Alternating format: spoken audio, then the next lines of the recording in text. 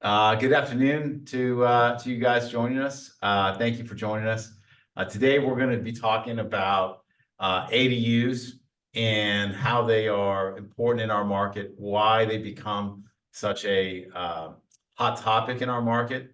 And it was pretty clear to me that a lot of folks really know about them, but they don't know enough to go invest in them and have these be investable assets. And so that's what we're going to talk about today. So I'm Jeff Fector. I'm CEO, co-founder of HouseMax Funding. We're based in Austin, Texas. We've done about 6,000 business purpose loans, so hard money loans, private money loans, whatever you want to call it. But we're really a fix and flip lender that does fix and flip, ground up, long-term financing stuff, all for really investment properties. And really before that, we did about 2,300 fix and flip. So we've really been the investor thousands of times, and so we come at it from a different angle. So that's us. We're HouseMax Funding, and I'm happy to be here today with Christian. Christian, you want to tell us about you? Yeah, definitely. Thanks a lot, Jeff. Thanks for having me. So my name is Christian Blue. I'm based in San Diego, California. I'm an experienced real estate professional. I've been a real estate agent and broker for the past 8 years, done about $90 million in transactions, and I've also managed about $40 million in assets over those years. And then on top of that, I have a lot of construction experience that's mainly rooted in growing up around construction. My dad was a general contractor, but today I run Momentum Capital, where our mission is to provide quality, affordable housing in San Diego by way of ADUs, and also delivering strong returns to our investors. What sets us apart is our extensive experience in San Diego, specifically focused in the ADU development. We also treat our investors like true partners through transparency and smooth communication along the way. We're committed to providing high quality housing in San Diego at Momentum Capital. That's awesome. Yeah, we're glad to be on here together. So we'll jump right in. And so what we're gonna do is we're gonna talk through some of the topics that we think are important, that we think you guys should know about. But then at the end, or during the presentation, you guys can ask questions. And Ronnie's here; she can help us fire some questions. But ultimately, at the end, we'll answer a bunch of questions, and we really want to have this be an open forum. At the end, we can answer basically any question you've got. So. So Christian, give us kind of the history. Like, what is an ADU, and why are people doing it? Yeah, definitely. So an ADU, the definition is accessory dwelling units, also known as granny flats. They've been named a ton of different things, but ADUs is kind of what we're talking about today. And they're secondary housing units on the same property as a primary residence. They can be attached, detached, or converted garages have been very popular. And ADUs are gaining popularity due to their flexibility and the additional value they bring to property owners and investors alike. That's great. And how do you determine if a property is a good fit for an ADU? Like, what are you looking for? If there's Yeah, yeah. definitely. What we're looking for typically is the right lot. We try to provide parking to our for our properties. That's a big, importance for our properties that we're looking for. As an investor or a new, investor looking to build ADUs, I think the important part is really building some private units, because most of the tenants that want to move into ADUs really love the opportunity to live in a space where they have some privacy. They've been living in apartments for a while and they just want a little extra, maybe yard space, private entry, those sort of things. But what I look for specifically starts with zoning and, city overlays or locations within city of San Diego. And then I move towards, lot size, corner lots, additional access like alleyways, those sort of things. But your main goal really is looking for lot size and the zoning that works best for these ADUs. Got it. Yeah, I think that makes sense. So like who's lit, you kind of said it, but a little bit, but who's actually gonna live in these units? Like what's the use case of who's gonna be in there? Yeah, the use case, I mean, there's plenty of benefits of ADUs, but the use case, the tenant side, I mean, it could just be tenants looking for, more affordable housing, or just newer housing, because a lot of what's available in many large markets is just older, beat up multifamily housing. And most of these ADU properties are newer properties. Um, it could also be a small family that's looking to put their grandparents or parents in um, the unit behind, and they just want an ADU on their property for that reason. The nice thing there is it brings value during aging in place, but it also brings value to the property at the end of the day. So there's plenty of use cases for the tenants on the backside, but the benefits of ADUs really extend income generation, aging in place, and a ton of value added to the communities they're in. Um, so that those are definitely benefits and use cases. That's an interesting thing you bring up, aging in place. So fun fact, Christian and I are both from the same city in San Diego, Chula Vista. He went to a Yep, rival high school, but we're not going to hold that against him. What's interesting is that San Diego has become so expensive that it has yep, become really hard for people to stay in their homes. And and then it's also hard for families to continue to pass on wealth. So like let's say that, like in my family, my dad had a house and he could afford it, but taxes became more, maintenance became more, and he was on a fixed income and ultimately had to sell that house. And it forced him into this rental market, and the rental market has just exploded. I think you bring a good point about being able to age in place, and maybe the folks that are aging move into the back house and let a young family or not just anybody that's willing to pay the bigger rent in the front yep, to really help kind of maintain the lifestyle as this definitely. interesting thing you say that. And then one other value we're seeing is the buyers. So, if you're first time home buyer or you're looking to move into a larger home and you're a young family, a lot of times the median home price in San Diego, but even in many large markets that are now starting to adopt ADUs, can be upwards of 800 to $1 million. Buying that single family for 800,000 to $1 million creates a massive mortgage with no ability to offset. Whereas if you buy a home with an ADU already built, maybe it's 1.4 million, but you're bringing enough rent from the ADU or from the main house to really offset those expenses and allow yourself to afford that first home, to move into a larger home. And even the other side of that is buying the single family home and then adding the ADU. It creates a ton of value in terms of affordability for renters, but also for buyers looking to, you know, get into their real estate, their first home, or just build their real estate portfolio. Yeah, I think you're right.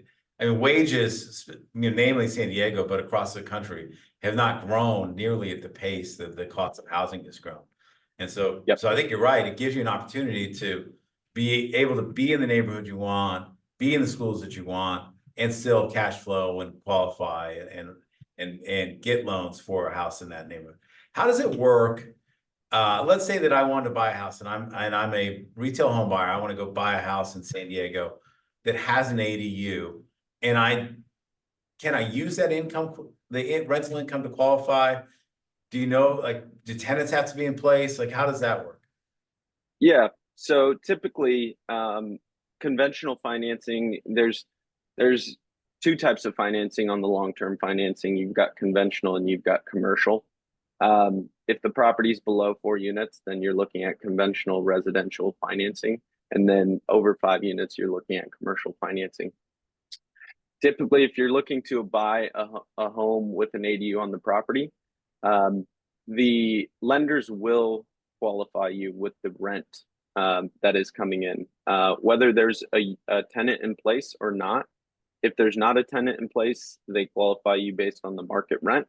If there is a tenant in place, then they qualify you based on that lease. So that does improve your underwriting ability or your ability to afford the additional space or bigger mortgage.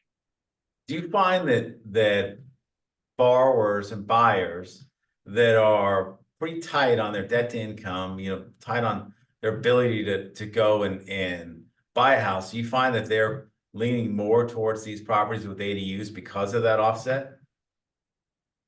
Yeah, definitely. I'm seeing a ton of that, both from the broker's perspective and also from the perspective of the properties that we're selling out of Momentum Capital. They're looking for these properties with additional income opportunity. And the reason being is rents continue to grow and their mortgage will stay the same. So even if from a debt to income ratio, it improves that initial purchase, but they also see the opportunity of growing rents. Maybe they've been paying rent for many years and they've seen how their rent's grown. So they see the opportunity of now being in the space where they have a fixed mortgage and growing rents supporting that mortgage. Yeah, I think that's right. Who are the buyers for the projects you're doing? You've done a lot of projects. Who are the buyers for the projects you do? Are they mostly investors or mostly owner occupants that are looking for that offset? Yeah. So it really depends. It depends on the size of the property. When it comes to the smaller properties, we have a combination, but they're mostly for the smaller properties. They're either looking to buy their second home or their second investment property, small portfolio, just trying to build it up. Maybe it's their second primary they can move into and gain some rents. There's also small investors, looking to get into real estate. Buying a brand new build or new property brings with it a little bit ease of management and higher rents up front. So on the smaller ones, I think we're seeing a combination of investors, newer investors, and homeowners looking for a little bit of income. On the bigger side, we're seeing a good amount of newer investors that are stepping up into bigger properties. And we're also seeing a lot of multifamily investors, those multifamily investors in San Diego and across the nation, really, but San Diego specifically, where we do have rent control across California. And ADUs are unique in the sense that rent control does not qualify to ADUs. So they're getting a brand new building. They're getting non-rent control in the ADU buildings. And then they're able to take over a property that has market rate rents in place or the ability to lease up at market rate. So when you look at the other side of where they were investing in multifamily, typically they're buying value add properties where they have to replace the leases, vacate the tenants, and then remodel. And that could be, potentially 2 years to stabilization there. Yeah. No, I think that's right. That's an interesting fact that rent control doesn't apply to these ADUs. Now, will it apply once I've got a tenant in, or is it just at this point in time it doesn't apply at all? Whether I roll my doesn't apply for the first 15 years. So California has put it out to regulation ADUs. It doesn't apply for the first 15 years. There are some other different aspects that go into it, like affordable bonus units and different things like that. But as far as the overlying principle, it's ADUs do not have rent control for the first 15 years of development. I mean, that's a huge plus for institutional investors and small investors alike. I mean, the ability to increase your rents at the same pace as new units coming onto the market. Definitely. It really makes it easier for these borrowers to come buy these assets. So how does it affect the value? Like, when you're building an ADU, how do you decide how are you valuing the house? Because there's normally a house in front, or there's always a house in front. And then how do you underwrite and figure out what the additional value is that you're creating in the back? What sort of underwriting do you guys do? Definitely. So ADUs significantly increase the property value, whether it's by way of cash flow or just adding additional square footage to the property. Um, and it depending on your use case, it increases the value in different ways. But the main thing that we utilize in underwriting and understanding if it's the right area or right property to develop, typically the first thing you want to see is comps in the neighborhood, because the biggest difficulty with ADU development is you're competing against, you would think that they just comp out to the local multifamilies, but because they're not necessarily a multifamily property, you do need comps of similar ADUs. You can get away with it if you don't have comps. It's just a little bit more difficult when it comes to completion, sale, or completion and refinance. So that's one of the first things we look at. We want to see comps, but we also don't want to see market saturation. But in underwriting the specific property, what we typically see is, what do we have to pay for the property? Trying to get it as reasonable as a price as possible. So we're looking for properties in distress. The home hasn't been remodeled in years. We remodel that home, put some value into it there, and then we typically develop the ADUs or start permitting right away. In underwriting those, we understand what our construction costs are going to be and how much square footage we can add. So then that gives us, hey, we can legally add 1,000 square feet, and we're spending about $350 a square foot here. So there's our $350,000 cost. We just want to make sure that on the back end, we're able to at least double or 2.5x the value that we're putting in to the property. And that's our simple, easy math on how to underwrite.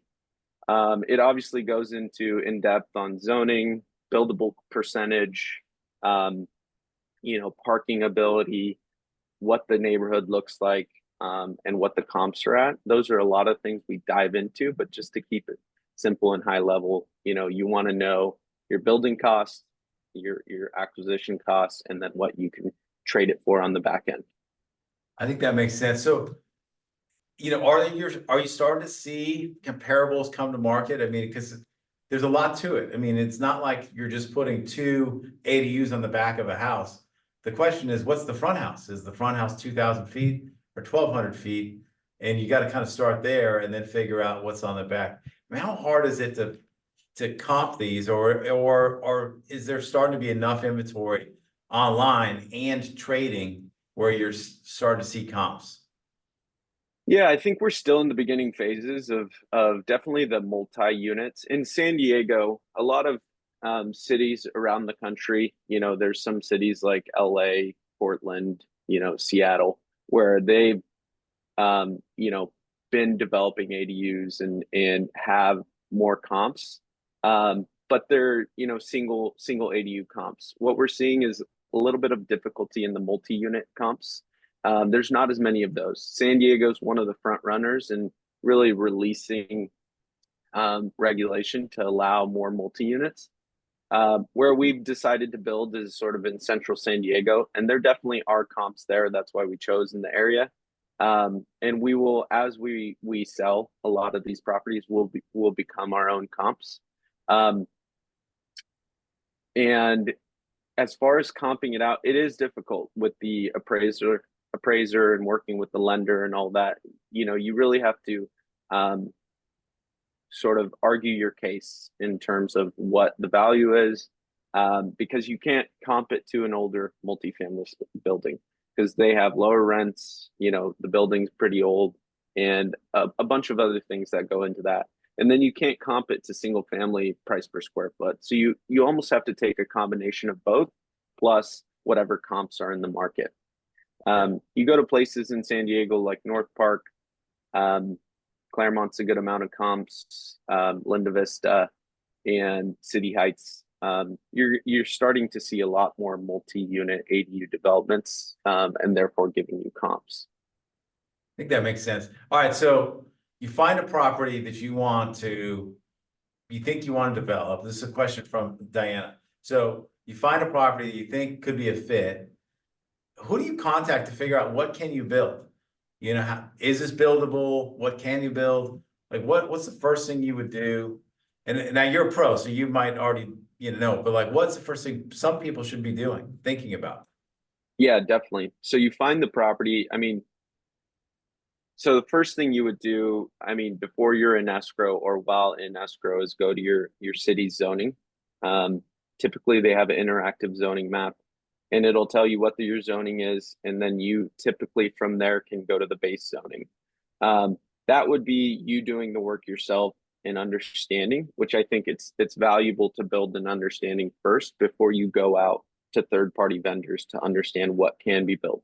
If you want to skip that part of the process, you'd typically go out to an architect or a draftsman. They have a ton of knowledge in the zoning, in the code, in the area. Find one that has experience in developing ADUs or developing some sort of ground up projects. And they should have enough knowledge there to get you through your diligence period in when you're acquiring a property. So, okay, so you can go do self-help. Is that a tricky thing to go do self-help, or I guess it's municipality specific, but It's municipality specific, but you'd be surprised at depending on how interested the city is in building affordable housing and pushing ADUs, will kind of tell you how much resources there is for you. Like in city of San Diego, you can schedule an appointment with a city planner. Typically, it's within 10 to 14 business days, and you can ask specific questions about that parcel, about that address, and understand from them exactly what can be built. So in some cities, especially the cities that are at the front running of ADUs, there will be a ton of resources at the city, and you could definitely find it out without having to do it yourself, just by going into the city, scheduling appointments, and just being ahead of the ball there, so you don't run out of diligence period while you're acquiring. and so you brought up something I was going to bring up next. So when you're in contract for these properties, how much diligence time do you need or what are you allotting for yourself to be able to go and do your feasibility study to understand, can I even build what I'm thinking I'm trying to build here? Yeah, so I now have a team in place, so we know before we place the offer, we want to make sure that we're able to close pending any physical inspections and diligence. But we go into these deals understanding what we can build before we place the offer. Sometimes that means that we may miss out on the deal, but we'd rather understand what we can and know that it's the right deal than push towards something that's the wrong deal and get stuck in escrow or in contract there. Yeah, I think that makes sense. Now, on a third, like let's say I hire a third party architect, do you feel like, and I'm new to it and I'm trying to figure out how to do it.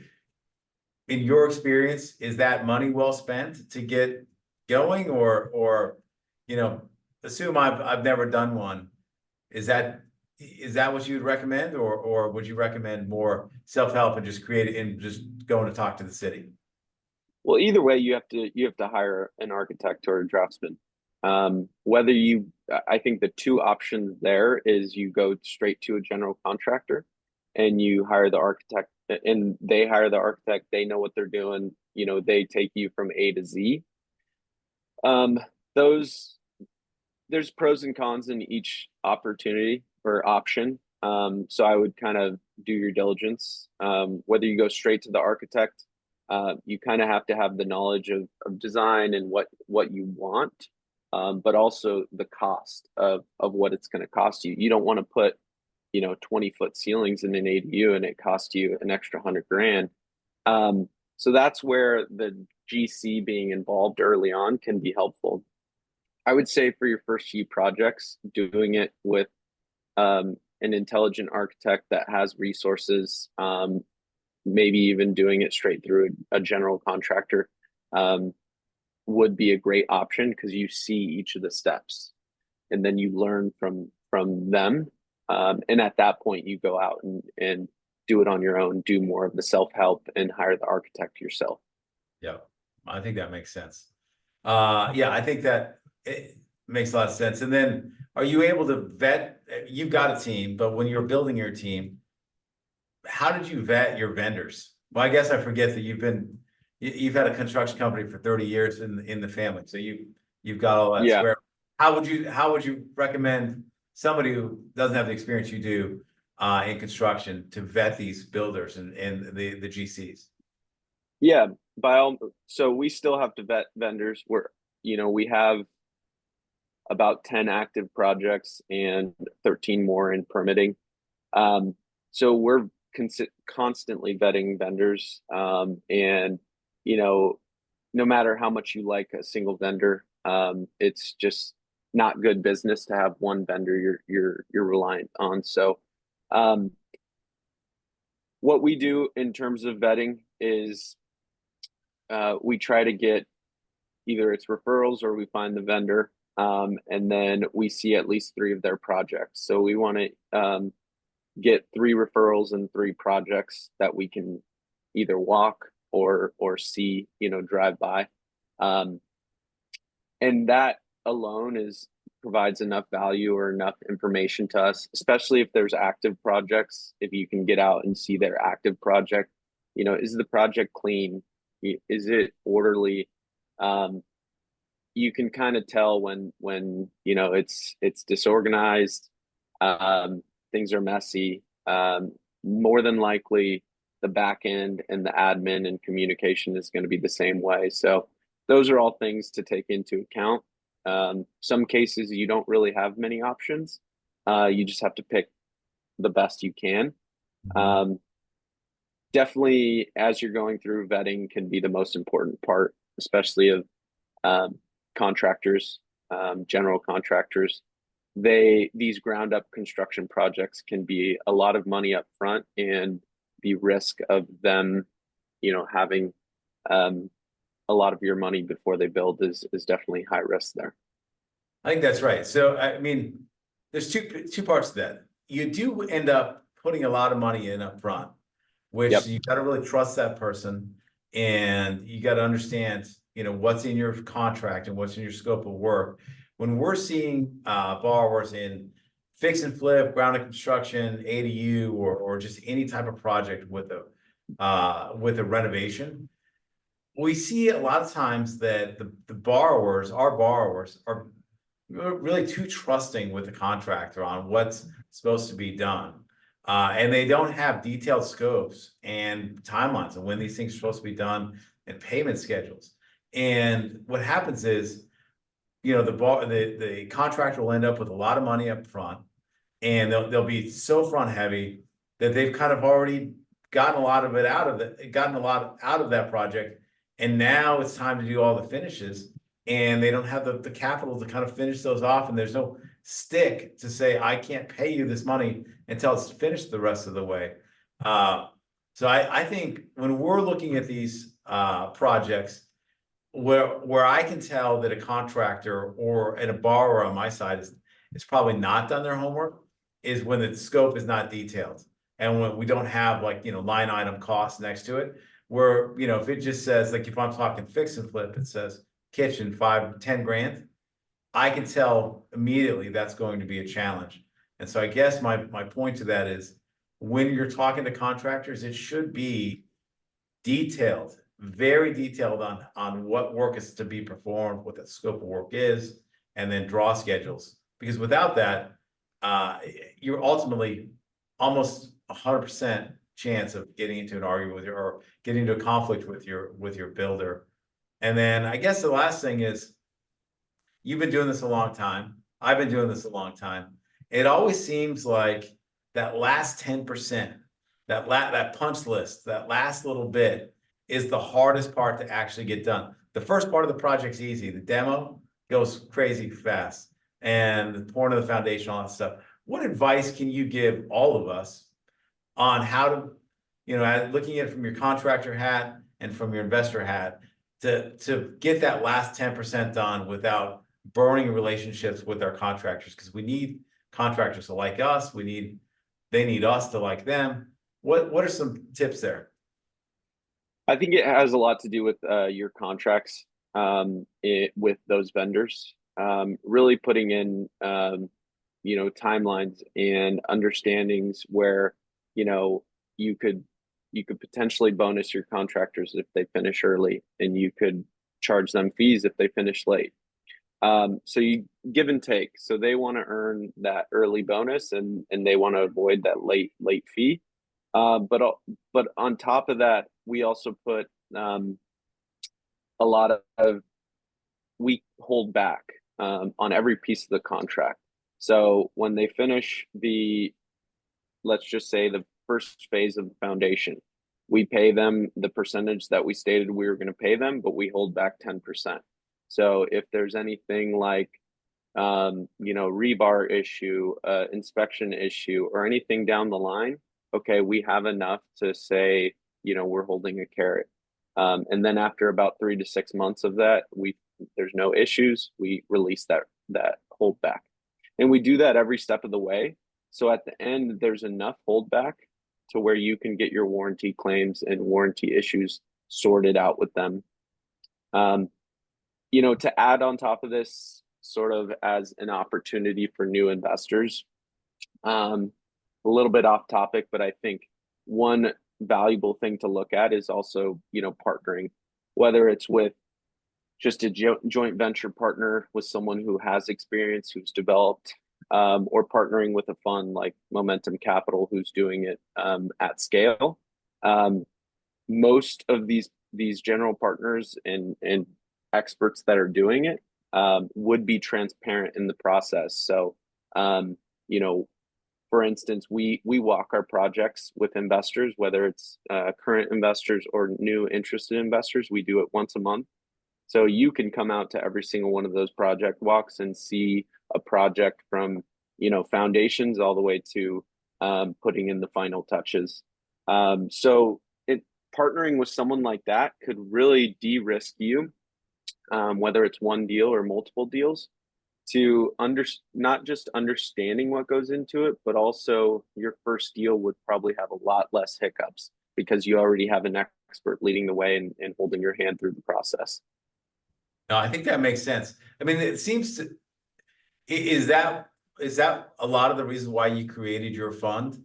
Because there's a lot of folks that they know ADUs is the place to be. They know that it's a gold rush in certain states, California, Colorado, Oregon. They know it's a gold rush, but they're not necessarily sure how to participate. Is that kind of why you built your fund? Yeah, definitely. There was a ton of interest of investing in ADUs. And at that point, I had plenty of investors that we had done a few projects together. And it was just becoming really overwhelming to have multiple different projects going on with multiple different investors. So what I decided to do is scale it properly and move it to an SEC regulated fund. And be able to bring on 20, 30, 40 investors into a bigger pool, allowing us to buy more projects and do, more value add to our communities. So, yeah, definitely. In short, the people that are investing in our fund are those that are interested in getting involved with ADUs. They understand the value of ADUs, but they just don't have either the time or the knowledge to do it themselves, but still want to share in the upside. I think that makes sense. And ultimately, so, the thousands of homes we flipped and all of the loans we've done, scale has been the only thing that's kind of helped us out, is being able to do something hundreds of times or thousands of times, or, in building, you've got 25 projects going in certain phases, plus all your past projects. That scale has really allowed you to streamline costs, understand where there's going to be where there's going to be delays and really stabilize your returns. Is scale really kind of helps that. So I think that's smart. Definitely. Question from the audience. Do we have any knowledge of AD you in adoption in other areas like South Florida? And if we don't know off the top of our head, like where's a good spot to go? I'm sure you're read up on Yeah. ADUs.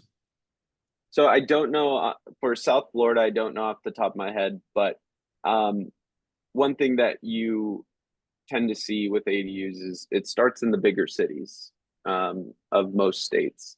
So I know New York has looked at it or is pushing forward with it. Washington, Oregon, California is a leader. Texas is now pushing it really heavily. And so, as a majority of these states are pushing it as an affordable housing option, you're definitely going to see the other states fall in line and start making it an option as well. But it typically starts as a opportunity within the bigger cities because those cities, people want to live there, and the density, is either not there yet and needs to be there, or density has grown and now they need to add ADU units to these houses that are already existing because they don't have much land out there. So where to start looking? I would just kind of keep an eye out on the city regulations. Most of the time when ADUs pass at the state level, you hear about it on the news. A lot of the times, it has a negative connotation up front because who wants a unit behind their home, or who wants multiple units behind their home or their neighbor's home? But a lot of times it's, as long as they're built in the right way and they're built imitating the neighborhood, they're not overbuilt. They bring a ton of value to the neighborhood, and they also bring multiple housing opportunities. So ultimately decreasing cost of housing. I think that's right. One thing I would tell you, so I'm from California. We did a bunch of flips there. We moved to Austin and we started doing more here. And we were building an ADU in a neighborhood here. California is different in this way, but we were building an ADU in a neighborhood here. And let me share like a $50,000 mistake that we made. So we went in, we got it permitted from the city. We got it designed by an architect. We got it permitted by the city. And we were rocking, like, this thing's going to go up. We're going to kill it. And you got to look at the city, what the city's going to want to do. And we also need to look at our deed restrictions. I know in California that is less of an issue, but in Texas, where we are, one subdivision, which might share a neighborhood, neighboring street or an adjacent street, one subdivision may allow these other units where other subdivisions didn't. And that's what happened to us, is we saw one, two streets over, and we said, well, we must be fine. And we didn't realize we're in this tiny little subdivision where it had been outlawed. So I would say that just because, listen, in our case, and that was probably 7 years ago, but in our case, just because the city says it's okay, you might want to talk to your architect and really understand. But deed restrictions are something that other states are going to still want to follow. California has been on the front side of that, but I would say be very thoughtful on the deed restriction side. I'd have 50,000 more of my friends if I would have looked at that first. Yeah, definitely.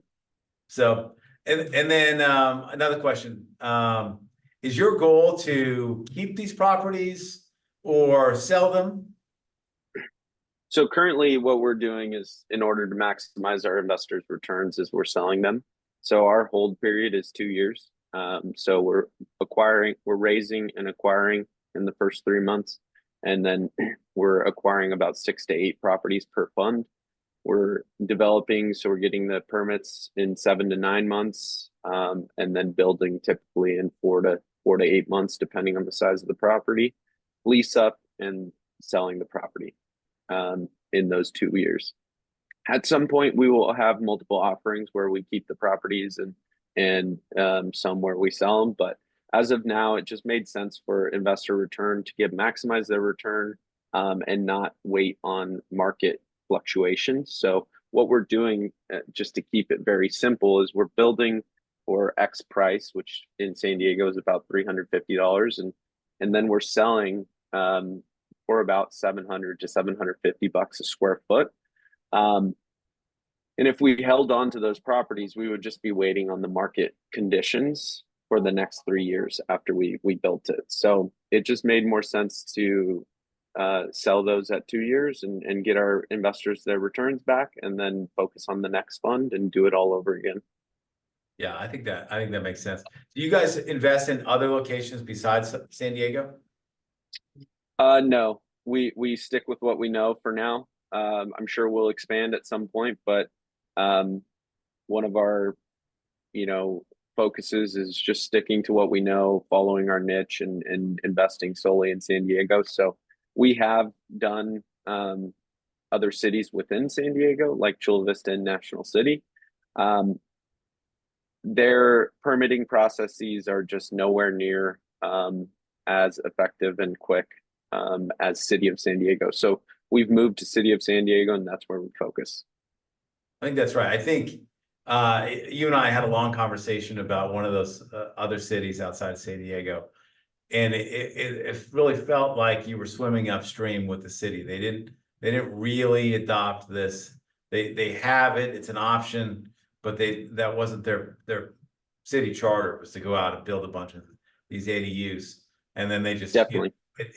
so I think making sure that you're talking to the city and you're talking to others in the space about what they're seeing.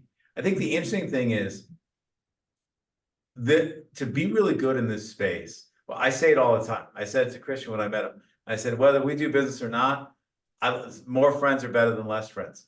And I think, and I mean that because I think we should be talking to other people that are doing deals in the market area that you want to be in, because they're going to be able to tell you National City, tough, right?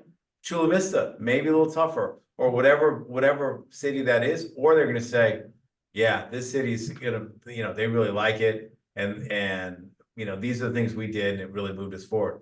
It's okay to talk to other people. It's okay Yep. to for the folks that have experience like Christian, it's kind of his duty to help others, because Definitely. if he does well and others do well, more capital will come this way, and it's going to be easier for Christian to do more deals. So, Yep.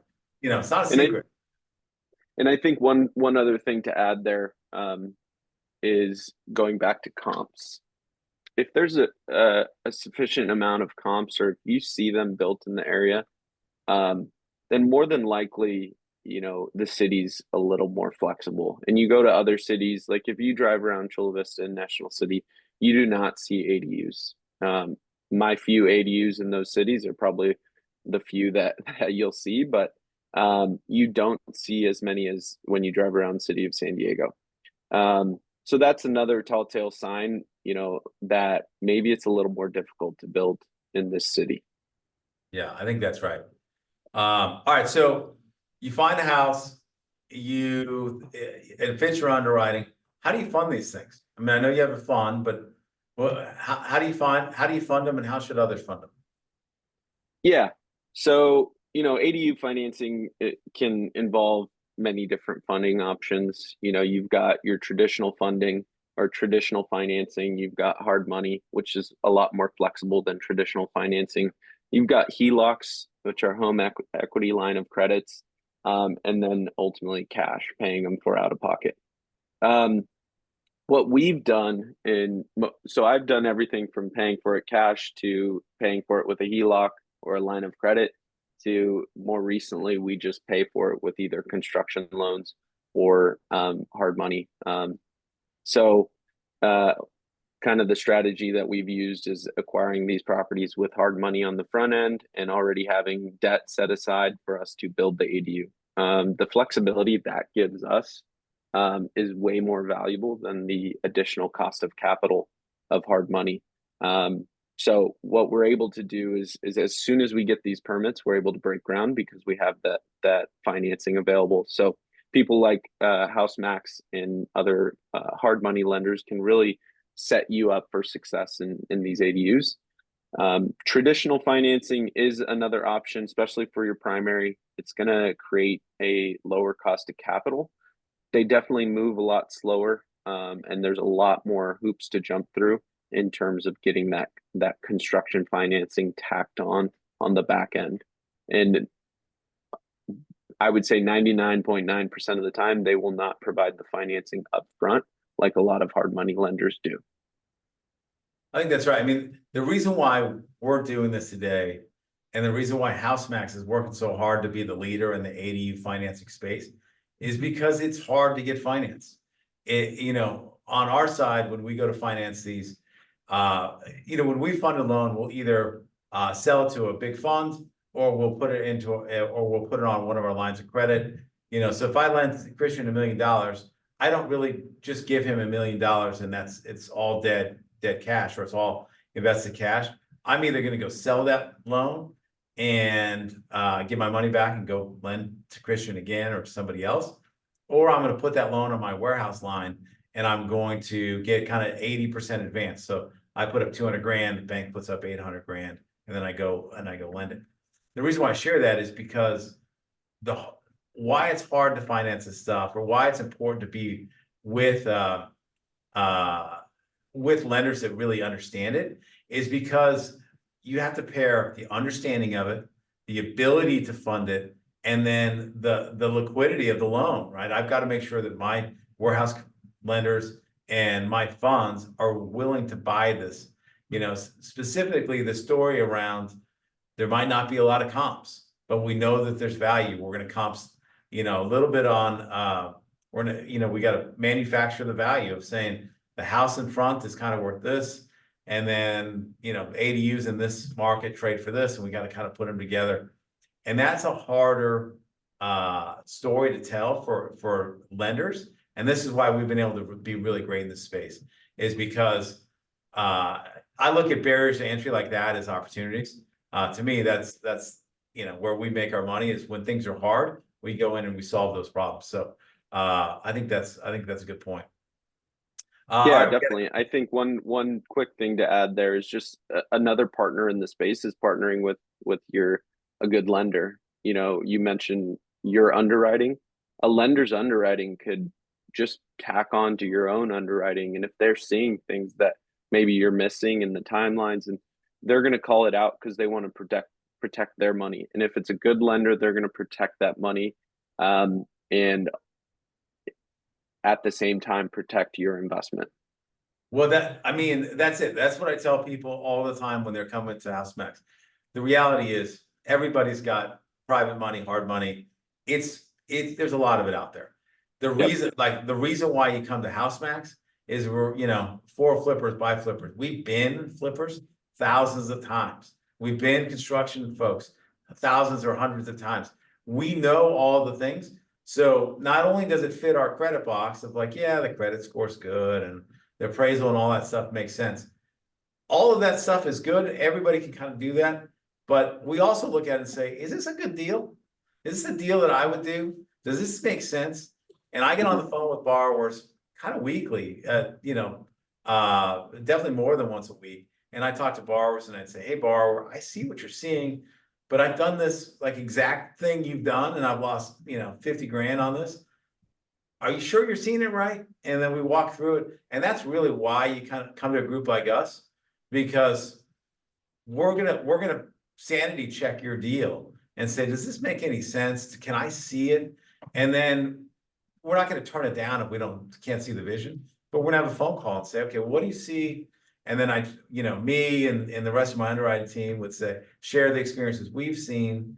And we use that to kind of triangulate, like, is this even a good deal? And sometimes we say, you need to go back and like just last week, I said, go back and get it cheaper from the seller, 40 or 50,000 bucks, and then we'll do this deal. Otherwise, throw it back, go find a better deal. And that's what the seller did, or the borrower did. He went to the seller, got it for 50 grand cheaper.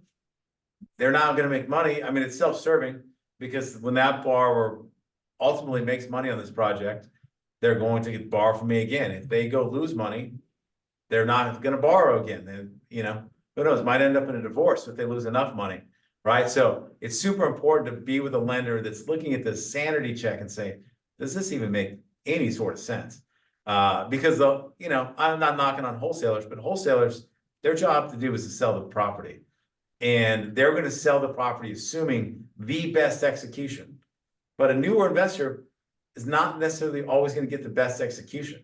And so sanity checking these things is important. And I'd say be with a lender. If you're not with HouseMax, I'd be with a lender that has experience in this, that's looking at the deal and saying, does this deal make any sort of sense? Because we all lend mostly the same stuff. It's just sanity checking it, like you said. Definitely. Christian, you mentioned $350 a square foot. Is that the question is, I imagine that's just build costs and not land costs included. Correct. Yeah, your land cost is very dependent. Your build cost is also dependent on your area location.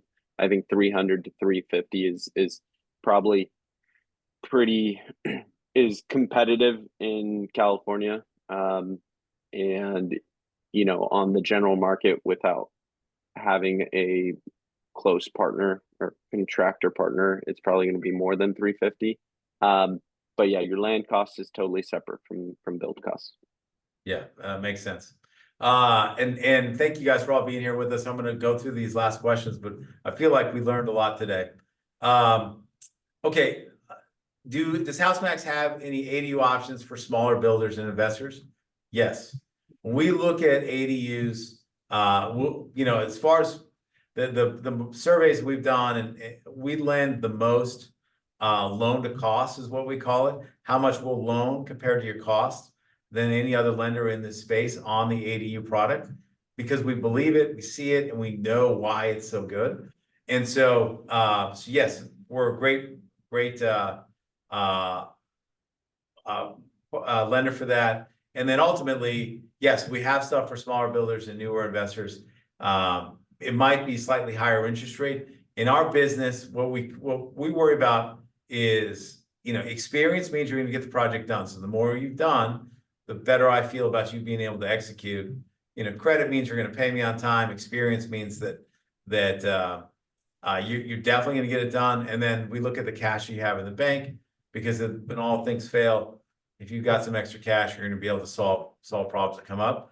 And so if you are a builder, whether it be a newer or experienced builder, you can hit us up at housemaxfunding.com, and we're going to walk you through that stuff. And if you're newer, we're going to walk you through what it's going to take to get these done and make sure you're on the right track. So that's a shameless plug there. But okay, question.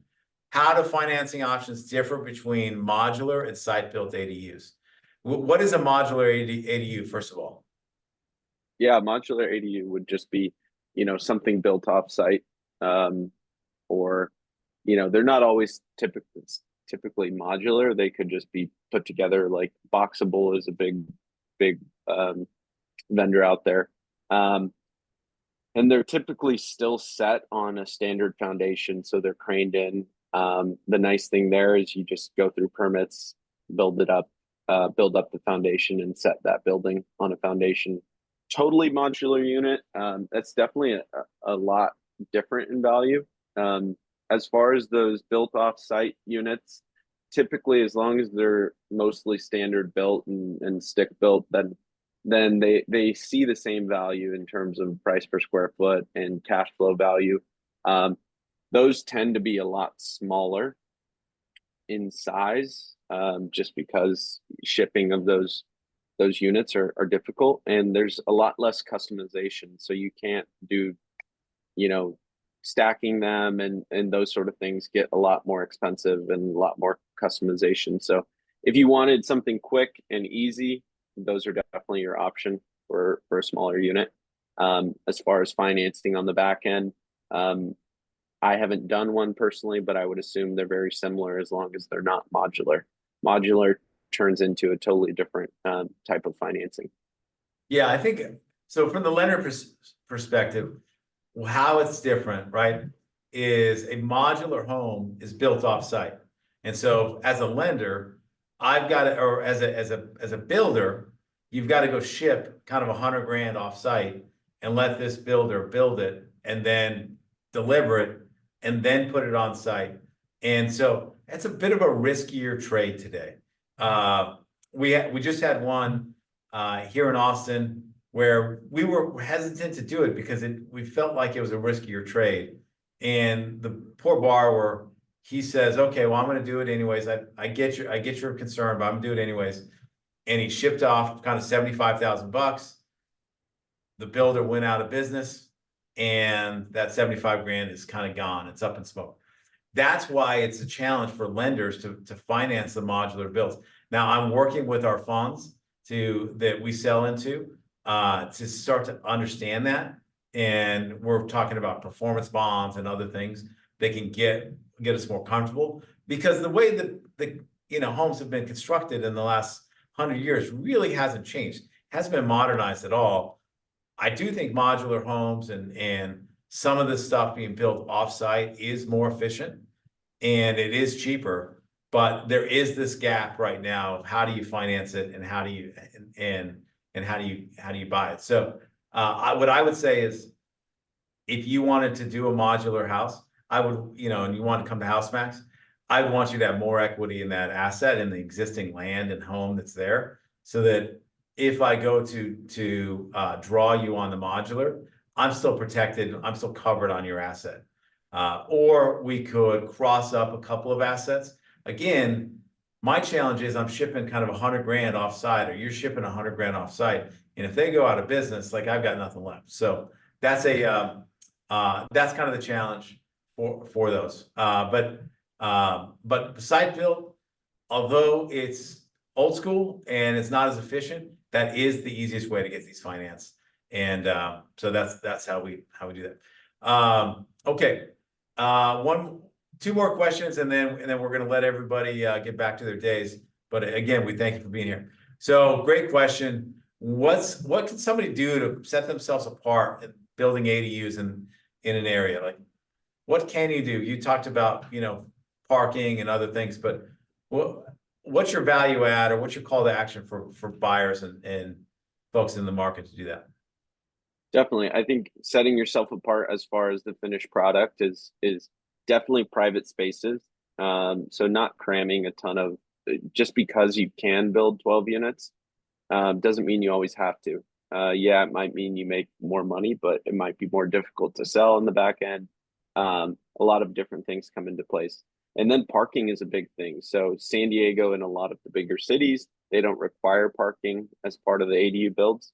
So people are maximizing and just adding as many ADUs as possible, but not providing parking. What that causes is a increased vacancy on the property, and ultimately a lower sale price, as well as investors not as interested. It also upsets your neighbors because their street goes from no cars parked on it to an additional 5-10 cars on the street. Those two, I think, would be a major differentiator in the finished product. In the construction side, I think some different unique things you can do is it takes a little more effort, but GCing your own project will save you money in terms of cost per square foot. And then other things would be utilizing different materials, or some aspects of building offsite can also save some money there. But as Jeff mentioned, building homes is still pretty old school, and it's been done in the same way for many years. Most likely having to do with just it's very difficult to move that many materials that are put together and get it to the site. Yeah, I think when my house flipping days, when we did a bunch of these, we always needed something cool, and it could be the house can be standard because it's next to a cool park, or it's cool because it's next to mass transit and close to the city. Therefore, it's good, and we could build kind of standard finish out. If there aren't any of those things, if you don't immediately say you should buy it because of something external, like a park being next door or something like that, then you got to build it into your unit. So if, you know, you've got to make sure that maybe you put in special accent walls and higher end appliances or anything like that, because there is always going to be competition. And so how do you compete with the others is maybe your competition advantage is you're next to a park. But if you're not next to a park, you're not something cool, and it's not the first thing you say when you talk about location, you should build it into your unit. But you got to have something. You always have to have one thing that you say, this is cooler than the others. And I think that served us really well.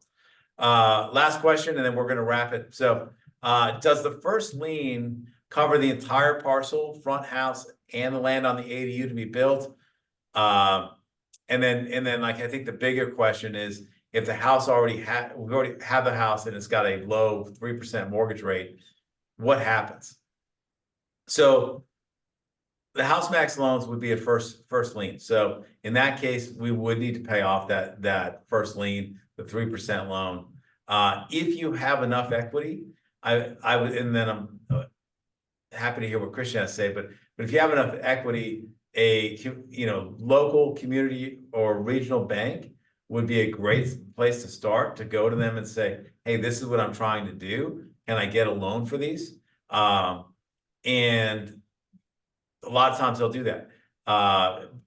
Community banks today are not trying to put out a lot of money. And so it can be a little bit harder. But ultimately, the community bank isn't going to want to be in that second position forever. And so even if you get a bank to do it, eventually that loan is going to balloon and you're going to have to put a new first on anyways. And so, so what we tell folks is, if you can get a second lien, great, because whatever makes you happy makes us happy. But if you can't, then let's do it first. Let's get it done. And then you're going to refinance. My first is good for 12 to 24 months anyways. And you're going to be going to get long-term financing. Luckily, we're at a place today where we feel like the interest rate outlook is going to be decreasing, assuming that, we stay on this trajectory. And so by the time our 18-month build is done, our hope is that rates are back down to those similar levels. So, but I'd say that if you're looking to trade out of it, if you're going to build it and sell it away, the additional interest is nothing compared to the additional value that's been built. So, definitely. Yeah, I would say a HELOC or a HE loan is definitely not the best opportunity there. You ultimately still run into the balloon payment at some point, and so you'd have to refi at that point. But it gives you options, and it allows you to keep the lower cost of debt at this time. Yep. I think that's right. All right, so we're going to wrap it. I think for my side, I couldn't thank you guys enough for spending an hour with us. I feel like we shared some valuable things. So again, if you've got any issues or any financing needs, you have any questions, even if you got a deal that's messed up and you say, hey, how do I unmess this deal up? You can reach out to us at HouseMax, housemaxfunding.com, and we'll get in touch with you and help you out however we can. Christian? Yeah, definitely. Thanks for joining us today. At Momentum Capital, we're definitely committed to providing more housing and providing a ton of education on the space. And we're always interested to partner with more people, and anyone who's interested in investing or learning more, feel free to reach out. They could reach out to me directly, Christian at mmtmgrp.com. And then we're also having an investor walk coming up on October 25th. We have them every month. I sent the link over to Ronnie if she could just send that out. If people want to attend, they could just sign up there. If you're interested in investing or just want to see, what these projects are all about, feel free to come out and attend that one. Or, feel free to reach out in regards to anything ADU. Awesome. Well, thank you all for joining us today. And we'll be doing these again here real soon. And we'll be talking to you. Thank you, Christian, for joining us. Thanks a lot. Bye. Have a good one, guys.